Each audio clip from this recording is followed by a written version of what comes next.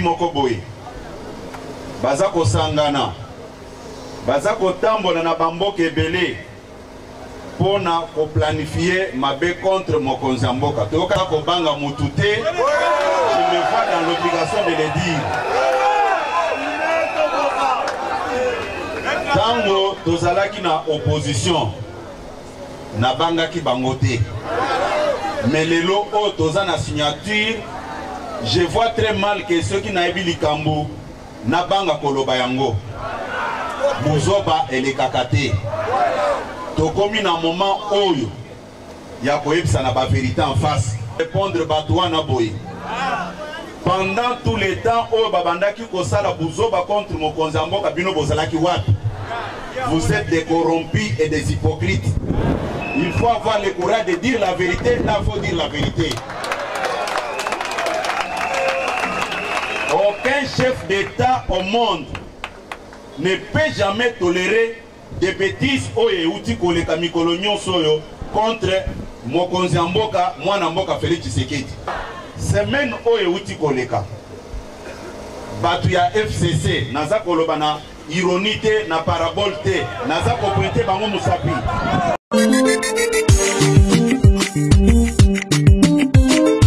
Salut fidèle internaute, bino bozolanda biso monde entier. En tout cas na pesi bino sombote bandeko ya Montréal Poupon Digbo to pesi bino sombote libota mobimba famille Mbouyi mobimba na Paris, Christelle Mbouyi Bakanda, Lydie Mbouyi na pesi bino sombote libota mobimba. En tout cas bandeko nyonso balanda kabiso na kobosa na te Bijou Kalombola madame Bijou Kalombola o azolanda biso siko to pesi mbote to pesi mbote na libota mobimba pe na bandeko na biso balanda biso na info Congo masolo bo s'abonner ebele biso toza wapi lelo bozomona bino moko toza na 12e rue toza na 12e rue esika wapi toye na point de presse. Alors bazo kotelema na président Félix Tshisekedi. En tout cas moi moko ezali ba pesa bango parce que ezali ba coup sur coup lelo déjà ezalaki déjà deux ministres qui va voyager. Pourquoi bazonga ki to landa ngo sikoyo na point de presse oyo azali deuxième personnalité à UDPS monsieur Augustin Kabouya azali kolobela na ngwana na kotika bino bolanda ngana koloba su mingi te tokokutana après. À tout à l'heure. Congo ezalaka une seule fois renouvelable. Ezalaka pas mandat combien? Une seule fois renouvelable. 2 ans et deux mandats renouvelables une seule fois. Ils ont bon côté, hein? Il est pas vivant. Mais le lot, tu prends à Sali 18 ans. À Sali 18 ans. À glissa, toi à glissa. Dans le bien à glissa, toi à glissa. Consultation de Makambo. Fatime? Fatime? Bawoyuka nini? Beta maboko, beta maboko, beta maboko. Kuna bakolela et comme débauchage non rythme à débauchage et ça n'a eu de peste et banda kuna a commencé à débauchage ya brino chibalanze zenze chiba batuna biso vite bazoye bakenda batuna kite il de peste à boy après cette autorisation mais bazo banga mbonge kala mingi tembonge zoya ande facha lobby nazo consulter après consultation na kozonge la peuple souverain primaire fachibe soki facha asala kango dès le départ balinga baloba aza dictateur facha lobby te avant nasala yango nazo ko appliquer article 60 combien 69 69 eza boy même au baloli 6 na mopanzi boy eza kaka 69 même au baloli papier eza kaka combien 69 epesi fachi pouvoir ya garant de bon fonctionnement comme arbitre ya peuple congolais atala oyo ezali kotambola malam na oyo ezokotambola malamu te oyo ezotambola malamu te ezala hors périmètre c'est fachi be le dimanche Toyoki au président Fachi, il fallait 3 juges wana ba prêter serment. il fallait tout bander là. Mais le dimanche, c'est Jacques Bangonyos. Balobi, wana ezali makelele ya wenze. Makelele ya nini? Muntu azoteka ndunda, azoteka matembele, azoteka moto na moto azoteka ezande makelele ya wenze. Mais train eza à marche. Oyoka koma ngambo wana makambo ebouger. Fatime! Betele Fatima boko, betele Fatima boko. Balobi politique nini ide pesa memeli biso. Mais politique eza boy. Mbisi alanda kesika nini? Pouvoir eza na maboko ya parti nini? Siko natuni yo. Na okangama. Vivant ozo mwana ozo kende boloko.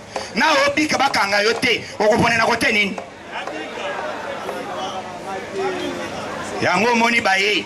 Oh, ndenge toyoki lelo officiellement groupe parlementaire ya FCC. Fatime! Bete maboko, bete maboko.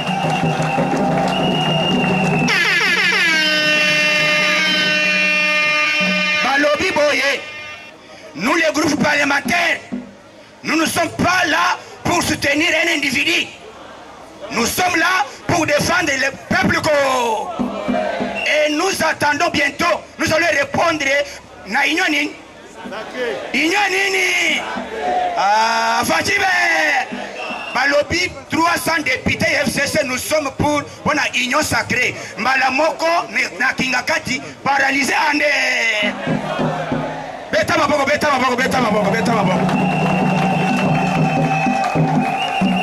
Toyoki bakomi wo tozoti na tindi le petite sœur nangai aya to solola. Président lobi kala mingi te tokokanga porte. Yebela bayambi Justin Bitakwira. Nous allons recevoir le secrétaire général Augustin Kabouya qui fait son entrée par des acclamations.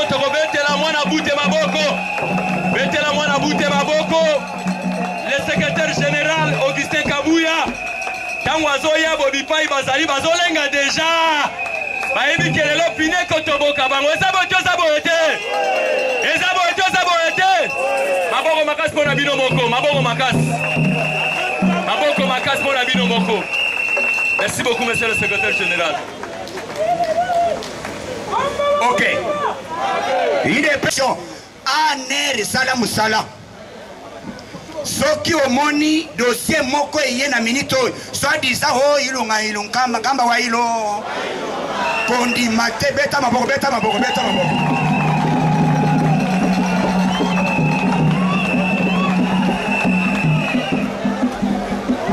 Bakuti kamba wa ilo ilunga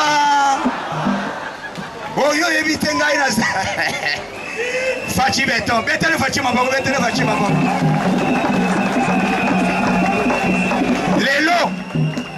Lelo na tongo po boyeba ke qui dirige le pays ba chef bazalaka mibale te tant que le président a cette opportunité de travailler ensemble babandi ko tungisa fachi siko abandi biloko ya IDPS le peuple da abandi biloko à maison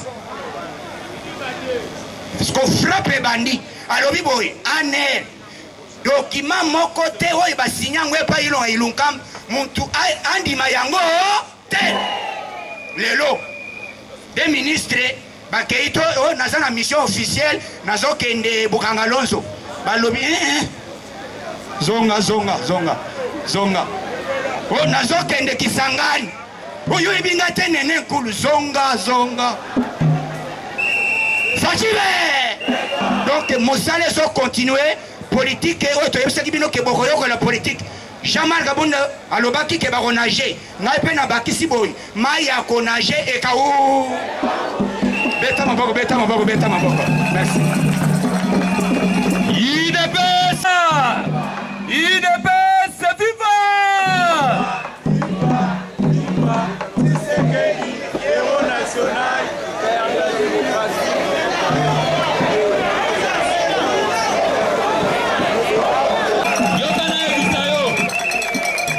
Le fait Etienne Tshisekedi Ouamoul, il a sa tête, laissez-les s'entêter.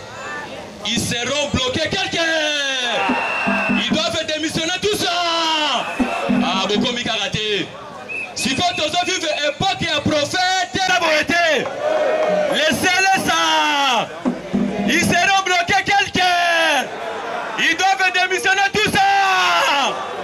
Na minute toza na démission en bloc. Mais bazo sentir yango nanu te. Jericho. Tolingi koyoka bino mwa muke. Jericho bayali awa. Di progrès bozala kimia. Di progrès be bayali awa. Bolinga di progrès? Bolinga Jericho. Tozoyoka Jericho mwa muke. Ati afana kubukaje. Jericho. Walo baka za bolole ye yo. O pasengi bango sous vidéo tour ye. Yo. Ayi biso to bibenga ka ba seigneur de la. O se fait la té.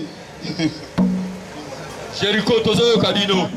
Atofiki fati akolanda ke sauver le Congo fati neto awana Congo président malamu oyo peuple pona félicité. Atofiki fati akolanda ke sauver le Congo fati neto fati sala sala yoye tonga Congo sala sala yoye tonga Congo espoir peuple congolais Elika Félix olingi banga batanga yo fele Elika Félix olingi minombre kendete Elika Félix olingi soin médicaux yo fele Elika Félix soda puta mama lamwe Elika Félix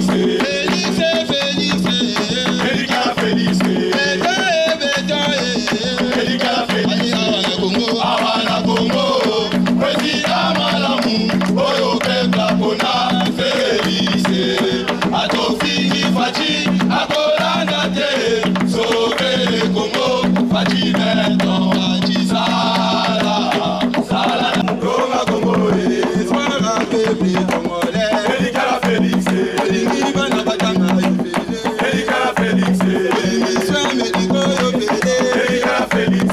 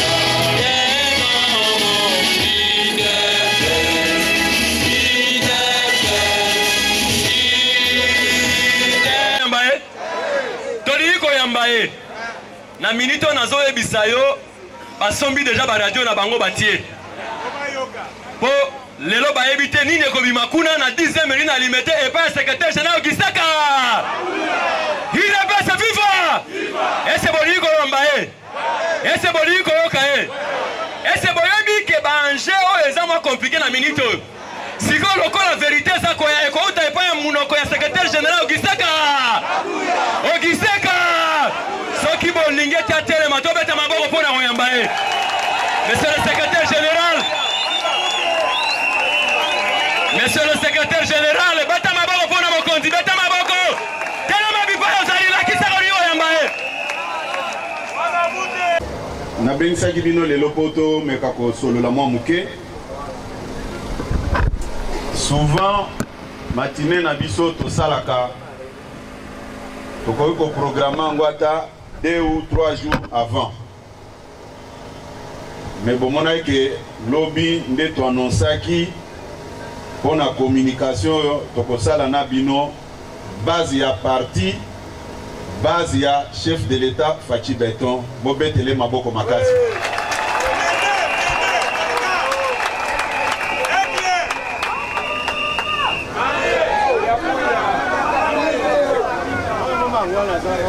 Lokola nazaki très sûr que beaucoup répondre favorablement à l'invitation, quand bien même que tosalaki yango na lombango. Encore une fois, merci beaucoup parce que pour remplir permanence comme d'habitude. Makasi ya mokonza mboka avant mutu nyonso aloba, mais binonde boza kosala fierté na force ya chef de l'État. Soki likambo moko ya mabe baza ko planifier contre ye, ba premier concerné ezali nde bino.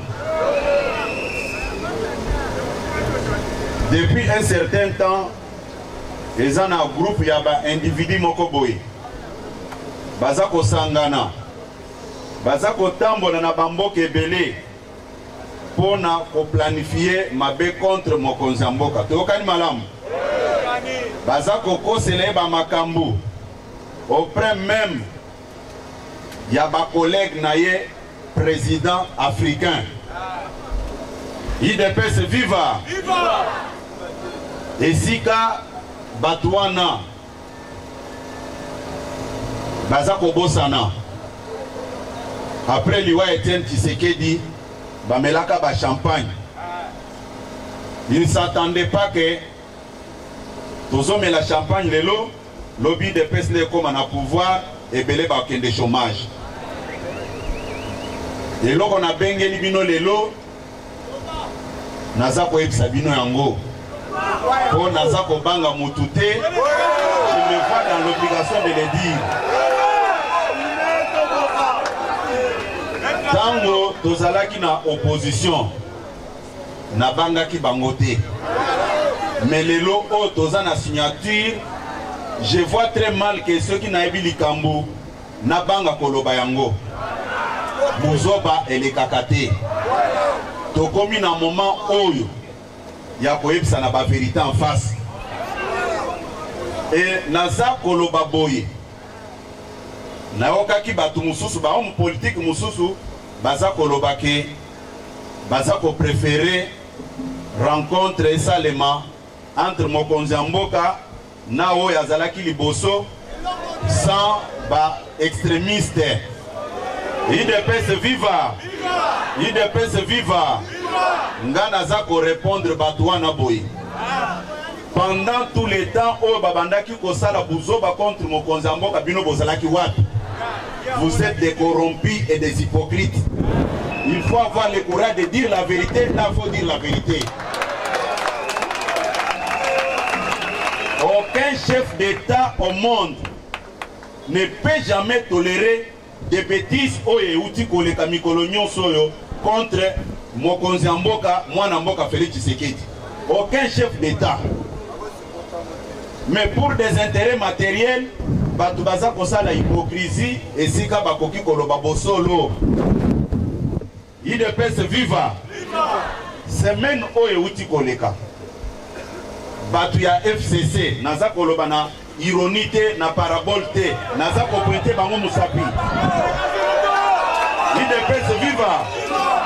IDPS viva! Batu ya FCC basali ba tourner à travers certains pays africains pour préparer un coup contre le chef de l'État.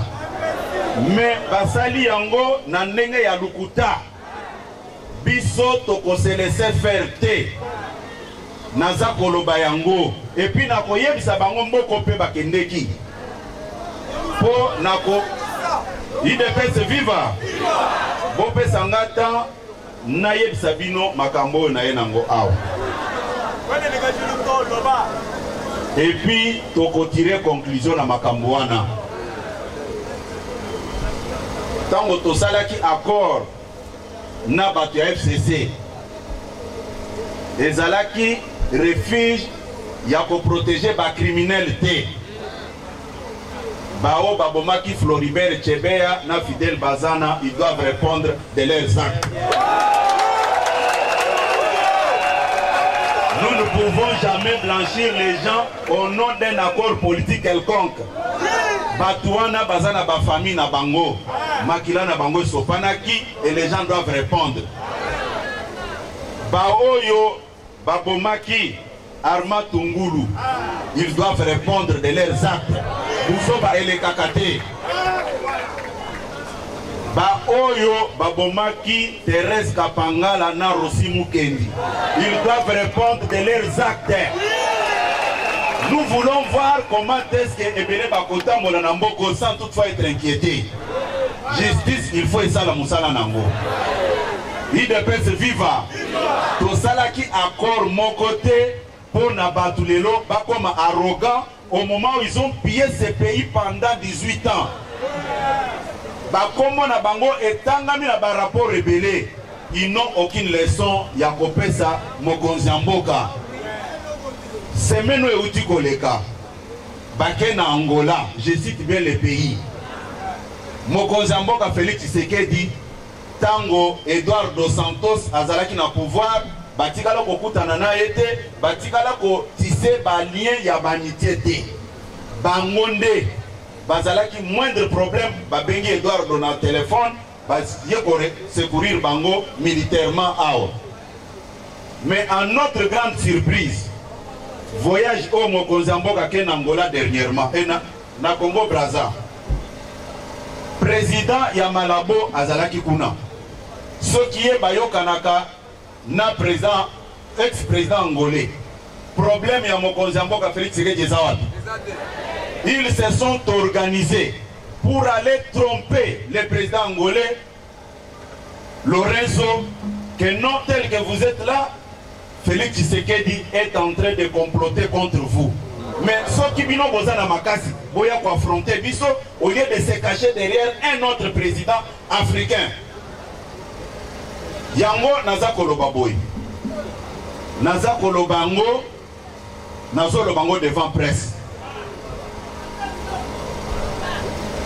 Buzoba wana to tolérer yango mingi. Tolimbisi bino mingi. Et vous allez vous rendre compte que Buzoba obo bandaki kosala. Tozalaki banyamate, on est en train de vous observer. Et peuple congolais bozomona aza moumu na binote. Si vous pensez que demain vous allez retourner au pouvoir pour faire souffrir le peuple congolais, il faut oublier ça.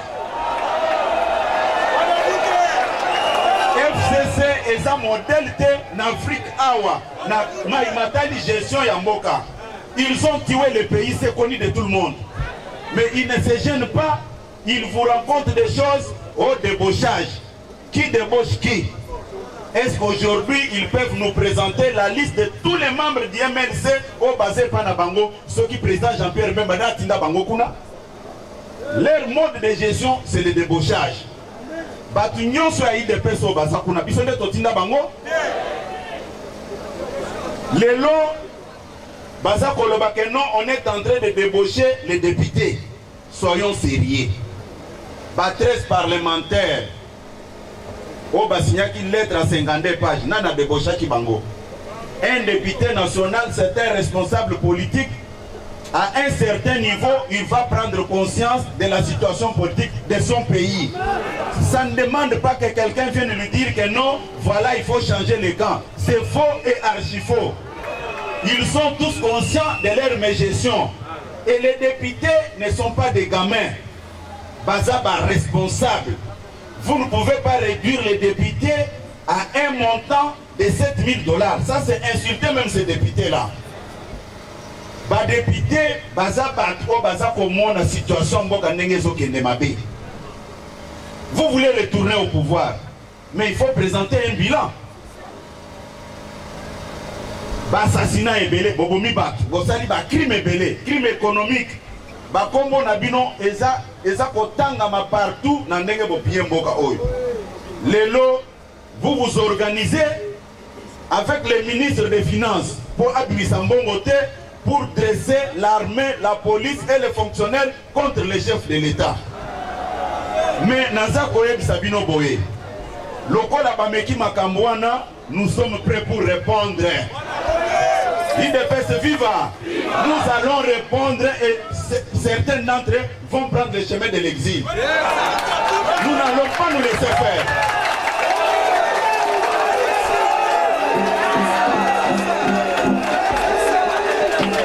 IDPS viva.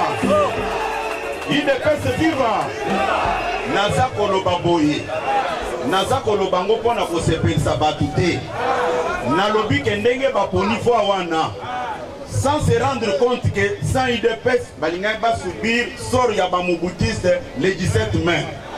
Mais n'enga pas poni fois wana, nous sommes prêts puisque nous sommes habitués à ça. Et belé bako kenezela exil bakoye bakebiso ne pour protéger bango.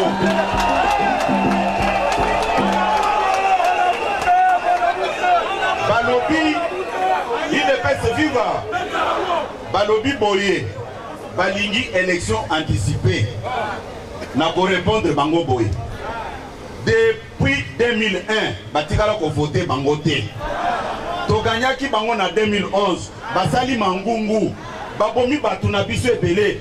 Le 26 novembre 2011, baboma batu na biso na aéroport international d'Andili. Après victoire na biso, Batiaki fait Etienne Tshisekedi dans la résidence surveillée, qui entraîner Liwanaye. Nous n'avons pas oublié ça. Il doit faire très attention avec nous. Nous n'allons pas nous laisser faire. Qu'il se prépare, nous aussi on se prépare.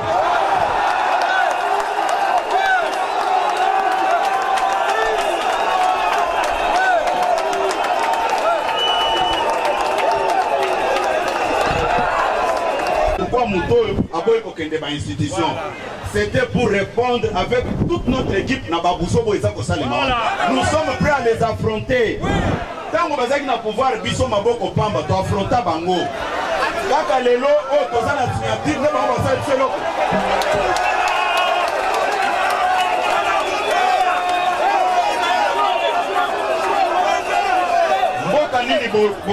Écoutez, s'il vous plaît.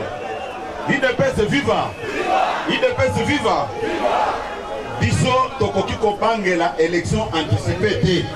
Au contraire, baza conscient que majorité baza kopiolola wana eza kimuyibi. Ba mérita yango te. Yango baza kolenga. Je parle très bien d'FCC. Nazolo bela mutu mususu te. Ba bongama, nous sommes prêts pour les affronter. On ne peut pas se permettre d'importuner un président de la République au bayebi parcours politique naye neti moninga na bango.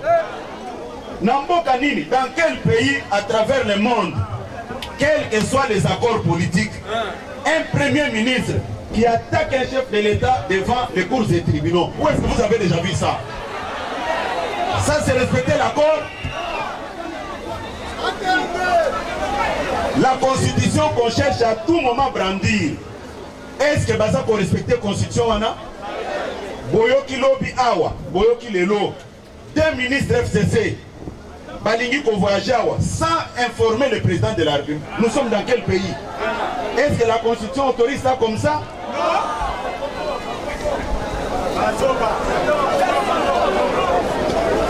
Article 34 de la constitution sur le banine. Makambu nyonso, voyage officiel, que ce soit voyage privé, les chefs de l'État doivent être informés. Mais baza kotia makelele, oh constitution. Est-ce constitution et banda qui peut permettre bango pas profaner ba installation église catholique? Ndenge babando kota bazobo mabaki. Et pense qu'il maîtrise bien la conscience de plus que tout quiconque. Il est vivant. Yango na ko retenir bino ngonga mulaite. Message nanga ezaboyi. Lokola basi baluki makambo. Ils doivent vivre la situation de 1992. Autre ebi banda kuna bango.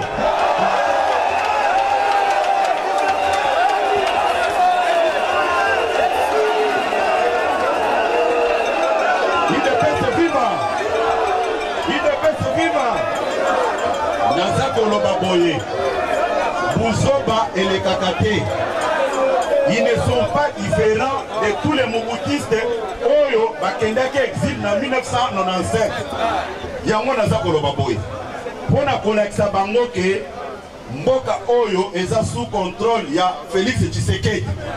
Pour la collection que le peuple congolais nyonso dans son ensemble est derrière les consultations annoncées par le chef de l'État. Oyazako Sala Lelo. Journée de la base au Salam le 12, Eza renvoyé à une date ultérieure. Le samedi, marche de soutien sur toute l'étendue de la République. Il ne peut se vivre. Yango Nazakolo Baboye. Nazakolo Baboye. Il ne peut se vivre. Nalobi Boye. Journée de la base autoprogramme qui prend le 12 et ça renvoyé à une date ultérieure. Samedi Oyo, ce qui vous a passé Mibali, il faut Congo Mobimba Eningana. Voyez que derrière Mokonzamboka. Les criminels ils nous ont tués quand nous étions dans l'opposition. Nous ne pouvons pas accepter les mêmes bêtises. Comme ça, ministre Nabango ya finance, va se soulever contre le chef de l'État, on va régler son problème.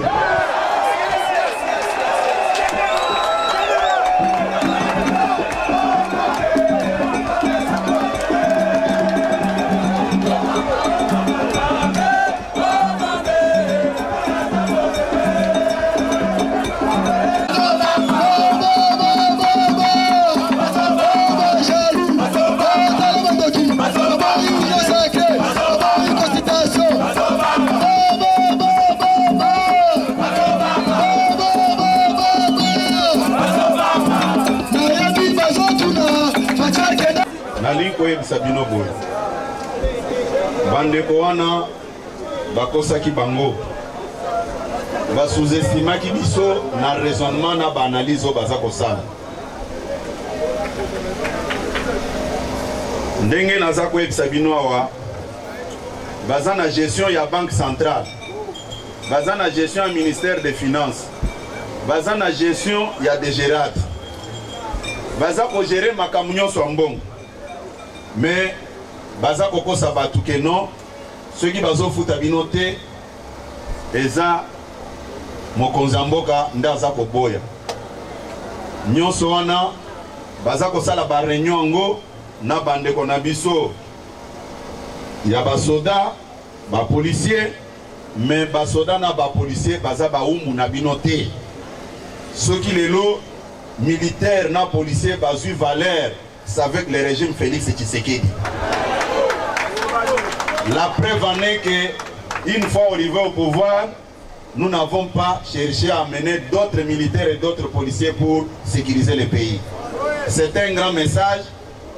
Au Bisoto Laksa Kibino que l'armée, la police, au Bango Bamanda ko diriger ezaki basé sur le tribalisme et l'oko est créé qui méfiance na kati armée na la police.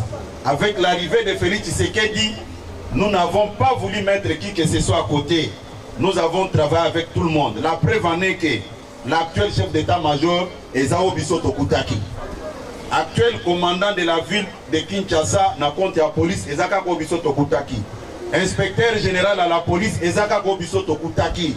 Nous n'avons pas cherché ailleurs si ce n'est que travailler na Batouana Kopé Sabango Valère. Bobeta la Mokonzambo Kamaboko Makasi. Mais mais ba oyo ba ibaki 32 millions de dollars ya SNEL, il faut pas s'apprêter pour nous sango ezambongo ya mboka, il faut bozongisa. Bao babombisi mbongo o batangami na Panama Pemperse, il faut bazongisa mbongo wana ezambongo ya mboka. Vous n'êtes pas un modèle pour ces pays. Vous êtes des criminels économiques. Vous avez détruit le pays. Le moment est arrivé où nous devons nous dire des vérités en face. Et tokomona nani akotambola makolo population azobetele maboko. Parce que tango biso toza kotika makamwana bokanisa teke tobosana ki yango. Tobandaki ne ko observer bino. IDPS viva!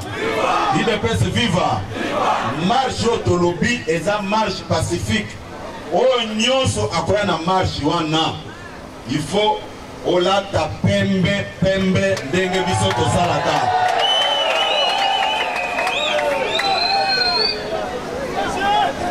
Tokobandango na changu. Tokobandango na changu, bamususu bakobanda kote ya Molar, toza komata point de chute na biso eza na boulevard triomphal. Il faut qu'on l'accède à mokili mobimba que Félix Tshisekedi n'est véritablement président élu. Initiative na nyonso biso toza na simanaye pour nous soutenir. À partir ya lobby yo combattant, mobilisation générale. Bao nyonso bazana ba province bakosala ndenge moko, manifestation na biso eza na objectif moko ko soutenir consultation au mokonzi mboka aza kosala pona ko aboutir na union sacrée de la République démocratique du Congo. Tokani malamu. Tokani malamu. Mukolo ya lobby. Mukolo ya lobby. Mokonzi mboka akosala tournée d'inspection et avancement ya ba travaux. Boyebi ke même pour na makambo travaux à 100 jours ba bloquer biloko nyonso wana. Mais tango baza koloba ke non toza ko komela ba chef d'état africain batangela biso, qu'on nous cite le nom d'un seul président africain qui peut supporter des bêtises comme ils l'ont fait pendant 2 ans. Qui nous cite le nom d'un seul président. Il fonctionne sur base de mensonges pour chercher à se positionner. Et aucun accord ne peut jamais aller à l'encontre de notre constitution. IDPS viva! Naebisa kibino que ordonnance présidentielle au état du fonctionnement gouvernement. Eza kosenga bango avant ministre Abima, premier ministre, et à la voyage officiel, et à la voyage privé. Il faut informer Mokonzi mboka 7 jours avant. Mais bango baza kozo Mokonzi mboka neti camarade na bango. Biso to kondima kalisusu eloko bongo te. Tokani malam. Tokani malam. Il faut pas se rendre compte que bapiaki mboka oyo peuple congolais nano a pardonné bango te. Tokani malam. Tokani bomi bete ya maboko makasi.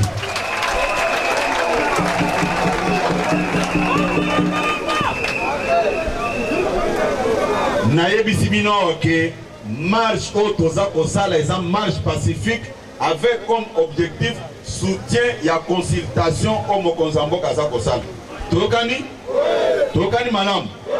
À partir ya lelo, juste après matinée oyo, juste après rencontre oyo, na lingi na yoka sango ndenge na yokaki mukolo ya prestation de serment. Tokani malam. Bato babomaki biso o bapiaki mboka na biso bazana leçon kopesa biso bazana leçon kopesa biso batika bandeko na biso ba fonctionnaire ba policier ba militaire calmement puisque tango babandeki koboma mboka oyo soki okeya na ka mobutu awa c'est inacceptable na condition batie bandeko na biso ba policier na ba militaire 18 ans de calvaire. Lelo balingi kolakisa ke balingi mboka oyo bino bolingi yango désormais pour na kolakisa bango ke mboka oyo eza dirigé par une seule personne qui répond au nom de Félix Tshisekedi. Ba ko apprendre nenga ko respecter ye sur toutes les lignes. Toyokani? Toyokani malam. Bopetela mokonza mboka maboko makasi.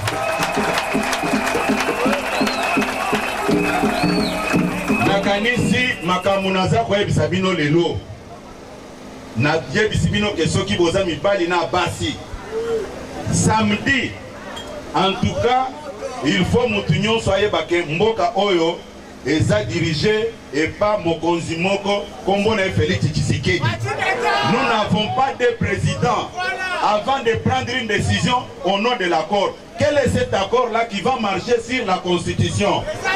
Baza kolobela makambo ya Constitution, est-ce que bango batikala ko voter bango na mboka oyo? Est-ce que baza na leçon oyo bakopesa biso? Maboko nyonso etonda makila ya batu. Ils sont conscients de ça. Ils n'ont aucune leçon ya kopesa mokonza mboka. Yango tolobi boye. Nous sommes prêts maintenant pour les affronter de n'importe quelle manière. Toyokani malam. Mutu abangisa bino te. Toyokani. Pona lelo tosuki wana nzambe apambola bino.